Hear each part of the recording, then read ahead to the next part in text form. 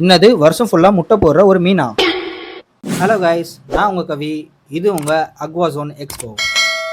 பொதுவாக நம்மளோட வாழ்க்கை முறைலாம் எப்படி இருக்கும்? ஏதோ நம்மளுக்கு பிடிச்ச மாதிரி வாழ்ந்துட்டு நம்மளால் முடிஞ்சது ஏதோ ஒன்று நம்ம அடுத்த தலைமுறைக்கு செஞ்சுட்டு போவோம், ரைட்டா? ஆனால் இந்த மீன்கள் அப்படி கிடையாது. தன்னோட வாழ்க்கை ஃபுல்லாகவே அடுத்த தலைமுறைக்காக மட்டும்தான் வாழுதுன்னு சொன்னால் உங்களை எத்தனை பேர் நம்புவீங்க?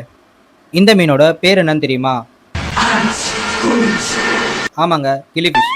இதோட பேர் மட்டும் கிளிஃபிஷ் இல்லை, இதோட வாழ்க்கை முறையே ஒரு கிள்ளி படம் பார்த்த மாதிரி தான் இருக்கும். இதோட நேட்டிவ் பார்த்தீங்கன்னா ஆப்பிரிக்கா. அதில் இருக்க சின்ன சின்ன குட்டைகள், குளங்கள் இதில் தான் அதிக அளவில் வாழும்.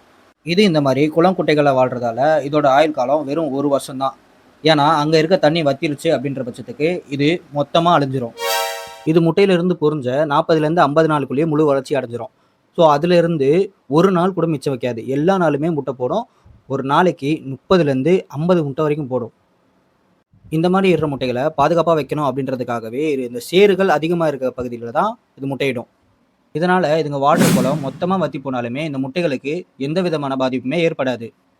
ஏன்னா இந்த முட்டை ஓடுகள் அந்த அளவுக்கு வலிமையானது. இது மேலே எவ்வளோ வெயில் அடித்தாலுமே இந்த முட்டைகளுக்கு ஒன்றும் ஆகாது.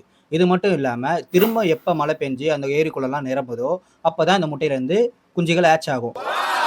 இந்த மீனுக்கு ஒரு வித்தியாசமான பேர் வைக்கணும் அப்படின்னா நான் ஃபீனிக்ஸ் தான் வைப்பேன். ஏன்னா இதோட வாழ்க்கை முறை அந்த மாதிரி தான் இருக்குது. உங்களுக்கு என்ன பேர் தோணுது சொல்லிட்டு மறக்காமல் கமெண்ட் செக்ஷனில் கமெண்ட் பண்ணுங்கள்.